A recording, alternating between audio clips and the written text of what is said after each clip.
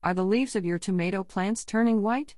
This might be a sign of Sunscald. Today, I'm going to show you a short video and photos of my tomato seedlings, which were affected by Sunscald right after I transplanted them.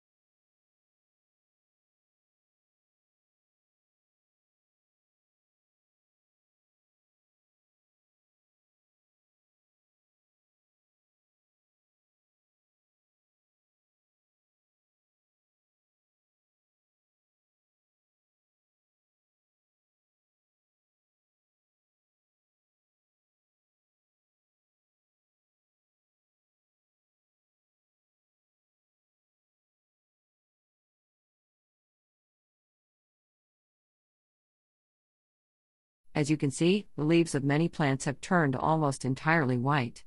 However, the growing heads were still green, and the plants recovered completely after about 3 weeks.